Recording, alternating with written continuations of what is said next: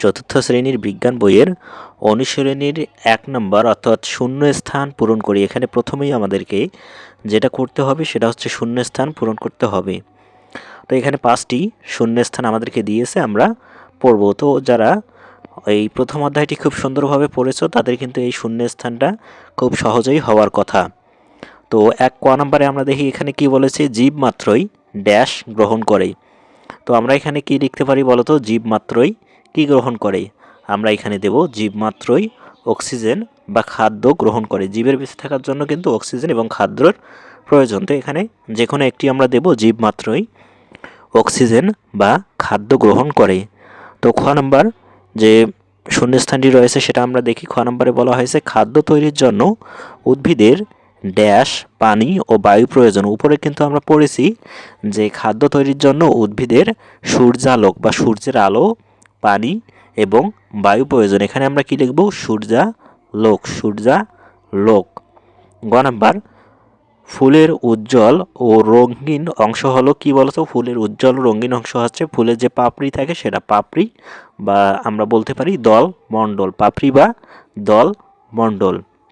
এরপর ঘ নম্বর বীজ থেকে নতুন কি তৈরি হয়? বীজ থেকে নতুন চারা তৈরি হয়।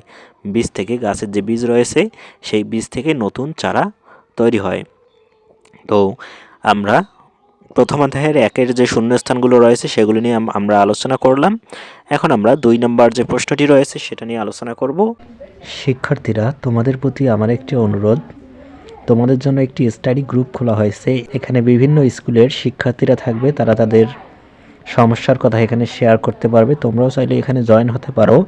এখানে তোমরা তোমাদের সমস্যা, তোমাদের মতামত বা তোমাদের কোনো যদি প্রবলেম হয় সেটা শেয়ার করতে পারো। সেখানে আমরা সবাই মিলে তোমাকে সাহায্য করতে পারি। গ্রুপটির লিংক এই ভিডিওর ডেসক্রিপশন বক্সে অথবা প্রথম কমেন্টে দেওয়া থাকবে। তোমরা চাইলে এই ফেসবুক গ্রুপে জয়েন হয়ে পড়াশোনার ক্ষেত্রে অনেকটা এগিয়ে যেতে পারো। ধন্যবাদ। তো তার আগে তোমাদেরকে বলে রাখি, তোমরা যারা আমার এই চ্যানেলে নতুন তারা চ্যানেলটি সাবস্ক্রাইব করে রাখবে, কারণ তোমাদের প্রত্যেকটি বইয়ের এরকম কিন্তু অধ্যায়ভিত্তিক যে সমাধানগুলো রয়েছে সেগুলো তোমরা পেয়ে যাবে। তার জন্য অবশ্যই চ্যানেলটি সাবস্ক্রাইব করে রাখবে। আর আজকের ক্লাসটি ভালো লাগলে তোমাদের বন্ধুদের কাছে শেয়ার করে দেবে, অথবা আজকের ক্লাসটি কেমন লাগতেছে সেটা কমেন্টে জানিয়ে দাও, ভালো লাগতেছে কিনা সেটা বলো, এবং তোমাদের যদি কোনো মতামত থাকে ক্লাস সম্বন্ধে সেটা আমাকে জানাতে পারো। 2 নম্বর সঠিক উত্তরে টিক চিহ্ন দেই। এখন আমরা কি লিখব, সঠিক উত্তরে টিক চিহ্ন দেব। এখানে আমরা দেখতে পাচ্ছি, এখানে আমরা কি দেখতে পাচ্ছি বলো, আমাদেরকে 3টি এমসিকিউ টাইপ প্রশ্ন দিয়েছে। 3টি এমসিকিউ টাইপ প্রশ্নের মধ্যে আমাদেরকে 4টি অপশন দিয়েছে। এই 4টি অপশনের মধ্যেই যেটা সঠিক অ্যান্সার হবে সেটাতে আমাদেরকে কি দিতে হবে বলো তো, টিক চিহ্ন। তো 1 নম্বরে আমরা দেখি কি বলা হয়েছে। 1 নম্বরে বলা হয়েছে খাদ্য তৈরি করার সময় উদ্ভিদ কি ত্যাগ করে? তো আমরা সবাই জানি, উপরে যারা পড়েছো অধ্যায়ের যে তথ্যগুলো রয়েছে সেগুলো যারা খুব সুন্দরভাবে পড়েছো তারা সবাই জানো যে খাদ্য তৈরি করার সময় উদ্ভিদ কি ত্যাগ করে? অক্সিজেন ত্যাগ করে। এই উদ্ভিদ অক্সিজেন ত্যাগ করে এবং প্রাণী বা আমরা মানুষরা কি অক্সিজেন গ্রহণ করি এবং কার্বন ডাইঅক্সাইড ত্যাগ করি। তো 1 নম্বর প্রশ্নের উত্তর হচ্ছে অক্সিজেন, অপশন ক। এরপর 2 নম্বর হচ্ছে জীবের শক্তি কোথা থেকে আসে? জীবের শক্তি আসে বায়ু থেকে, পানি থেকে, মাটি থেকে নাকি খাদ্য থেকে? বলো তো তোমরা, এটার অ্যান্সার তোমরা নিজেরাই করতে পারবে আমি জানি, তারপরেও আমি তোমাদেরকে বলে দিচ্ছি যে জীবের শক্তি কোথা থেকে আসে। এটার উত্তর হচ্ছে ঘ, অপশন ঘ, কি খাদ্য থেকে। অপশন ঘ, খাদ্য থেকে আসে জীবের শক্তি। ফুলের কোন অংশ কুঁড়ি অবস্থায় অন্যান্য অংশকে রক্ষা করে? এটার উত্তর হচ্ছে বৃতি। ফুলের কোন অংশ অন্যান্য অবস্থাকে রক্ষা করে? এটা হচ্ছে বৃতি। আমরা 1 এবং 2 নম্বর যে প্রশ্নটি ছিল অনুশীলনী সেটা আমরা দেখলাম। এখন আমরা 3 নম্বর শুদ্ধ বাক্যে সু এবং অশুদ্ধ বাক্যে অ লিখি। এখানে আমাদেরকে কি প্রশ্ন দিয়েছে, যে এখানে 3টি দেখো বাক্য দিয়েছে, ক, খ এবং গ। এই বাক্য 3টি আমরা পড়ার পর আমাদেরকে যেটা মনে হবে যে এই বাক্যটি সঠিক সেটার পাশে দেখো, বাক্যের পাশে আমরা কি লিখব, সু মানে শুদ্ধ। আর যেটা অশুদ্ধ বা ভুল আমাদের মনে হবে যে এটা তো আমরা উপরে পড়িনি, এটা তো হচ্ছে ভুল তথ্য, তো আমরা সেটাতে কি লিখব, অ লিখব। তো ক নম্বর এখানে বলা হয়েছে উদ্ভিদ নিজের খাদ্য নিজেই তৈরি করে। তো তো এটাতে সু লিখবো না অ লিখবো বলো তো? আমরা জানি উদ্ভিদ নিজের খাদ্য নিজেই তৈরি করে। উপরের তথ্যগুলো থেকে আমরা কিন্তু সেটাই জেনেছি। তো এই বাক্যটির পরে ক নাম্বার বাক্যটির পরে আমরা কি লিখবো? সু লিখবো, মানে এটা সঠিক বাক্য। এরপর খ, গাছের পাতায় পরাগরেণু উৎপন্ন হয়। এটা বলো তো শুদ্ধ না অশুদ্ধ? মানে এই বাক্যটি সঠিক নাকি ভুল? এই বাক্যটি হচ্ছে ভুল, কারণ পরাগরেণু কোথায় উৎপন্ন হয়? পরাগরেণু উৎপন্ন হয় পুংকেশরে। তো এটা কি হচ্ছে? এটা আমরা লিখব অ, মানে হচ্ছে এই বাক্যটি সঠিক নয়। এরপর গ নাম্বার, শ্বাস গ্রহণের সময় উদ্ভিদ অক্সিজেন গ্রহণ করে। তো এটা কি হবে বলো তো? শ্বাস গ্রহণের সময় উদ্ভিদ অক্সিজেন গ্রহণ করে। তো এটা আমরা গ নাম্বারটা আমরা দেব সু, কারণ শ্বাস গ্রহণের সময় উদ্ভিদ বা প্রাণী উভয়ে অক্সিজেন গ্রহণ করে। তো 3-এর গ নাম্বারটা কি হবে? সু বা শুদ্ধ। এখন আমরা 4 এবং 5 নাম্বার যে প্রশ্নগুলো রয়েছে সেই প্রশ্নগুলোর উত্তর নিয়ে আলোচনা করব। 4 নম্বরে রয়েছে সংক্ষিপ্ত উত্তর প্রশ্ন এবং 5 নম্বরে রয়েছে বর্ণনামূলক উত্তর প্রশ্ন। তো প্রথমেই আমরা সংক্ষিপ্ত উত্তর প্রশ্নগুলোর উত্তর নিয়ে আলোচনা করব, তারপর আমরা যে বর্ণনামূলক প্রশ্নগুলো রয়েছে সেই প্রশ্নগুলোর উত্তর নিয়ে আলোচনা করব। তো আমরা এখন প্রথমে এই সংক্ষিপ্ত যে প্রশ্নগুলো রয়েছে তার উত্তরগুলো দেখার চেষ্টা করি। সংক্ষিপ্ত উত্তর প্রশ্নের প্রথম যে প্রশ্নটি বা ক নাম্বার যে প্রশ্নটি, সেটা হচ্ছে উদ্ভিদের কোন অংশে বীজ থাকে? তো আমরা সবাই জানি উদ্ভিদের ফলের ভেতরে বীজ থাকে। উদ্ভিদের কোথায় বীজ থাকে? উদ্ভিদের ফলের ভেতরে বীজ থাকে। এটা হচ্ছে ক নাম্বার সংক্ষিপ্ত উত্তর প্রশ্নের ক নাম্বার অ্যান্সার। তো এখন আমরা যদি খ নাম্বার প্রশ্নটি পড়ে নেই, বীজ থেকে চারা গাছ জন্মাতে কি কি প্রয়োজন? তো বীজ থেকে চারা গাছ জন্মাতে পানি, বায়ু এবং সঠিক তাপমাত্রার প্রয়োজন বা সূর্যের আলোর প্রয়োজন। বীজ থেকে চারা গাছ জন্মাতে পানি, বায়ু এবং সঠিক তাপমাত্রা বা আমরা লিখতে পারি সূর্যের আলোর প্রয়োজন হয়। তো এটাই হচ্ছে খ নম্বরের প্রশ্নের উত্তর। সংক্ষিপ্ত উত্তর প্রশ্নগুলো আমরা শেষ করলাম। এখন আমরা কি করব?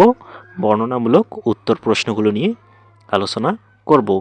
তো এখানে ক নম্বরে বলেছে ফুলের বিভিন্ন অংশের কাজ চিত্রসহ বর্ণনা করো। তো একটি আদর্শ ফুলের প্রধান 4টি অংশ থাকে। আমরা এভাবেই প্রশ্নের উত্তর লিখব। একটি আদর্শ ফুলের প্রধান কয়টি অংশ থাকে? 4টি অংশ থাকে। বৃতি আমরা কি লিখতে পারি? অথবা তোমাদের বইয়ে কিন্তু এই প্রশ্নগুলোর অ্যান্সার তোমরা পেয়ে যাবে, যে ফুলের বিভিন্ন অংশের কাজ কিন্তু চিত্রসহ বইয়ে দেওয়া রয়েছে। তো বৃতি আমরা বলতে পারি কুঁড়ি অবস্থায় ফুলকে রোদ, বৃষ্টি ও পোকামাকড় থেকে রক্ষা করে। এরপর রয়েছে দলমণ্ডল বা পাপড়ি, উজ্জ্বল রঙের হওয়ায় এটি পতঙ্গ ও পাখিকে আকর্ষণ করে, যা পরাগায়নে সাহায্য করে। এই পাপড়ি কী করে? পরাগায়নে সাহায্য করে। এরপর রয়েছে আমরা দিতে পারি পুংকিশোর, এটি প্রজনন অঙ্গ বা যা পরাগরেণু তৈরি করে, এবং স্ত্রী কিশোর, এটি গর্ভাশয়ে ফল ও বীজ তৈরিতে সাহায্য করে। এভাবেই আমরা কি দেব? ফুলের বিভিন্ন অংশের কাজগুলোর যে বৈশিষ্ট্য রয়েছে বা বর্ণনা রয়েছে সেটা আমরা দিব। এবং আমাদেরকে কিন্তু চিত্র আর্ট করতে বলা হয়েছে। দেখো এখানে আমি তোমাদের বইয়ের যে চিত্রটি দিয়েছি সেটাই এখানে হুবহু আমি তুলে দিয়েছি, কিন্তু তোমাদের কিন্তু পেন্সিল এবং কলম দিয়ে খুব সুন্দরভাবে এই চিত্রটি আর্ট করে দেখাতে হবে যে কোন অংশের কাজ কোন অংশে এবং কোন অংশের কাজ কীরকম। এই যে এখানে যেমন দেওয়া হয়েছে বৃতি, দলমণ্ডল, পুংকেশর, স্ত্রীকেশর, এভাবেই তোমরা এই উত্তরটি করবে।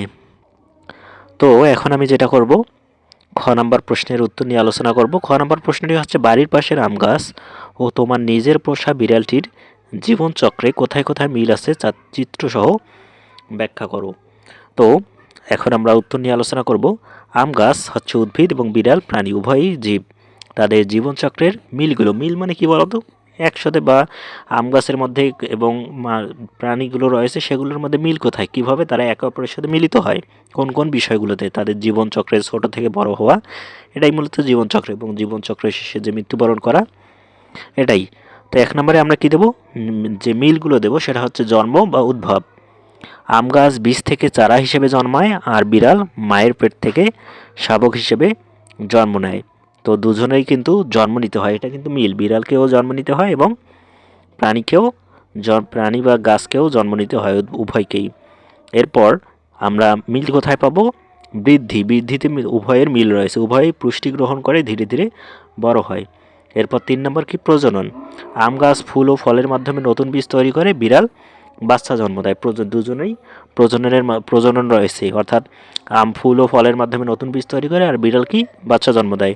এরপর রয়েছে মৃত্যুতে নির্দিষ্ট সময়ে শেষে আম গাছ এবং বিড়াল উভয়ই মারা যায়। তো এই বিষয়গুলোতে কিন্তু মিল রয়েছে, মৃত্যুতে মিল রয়েছে, জন্মতে মিল রয়েছে।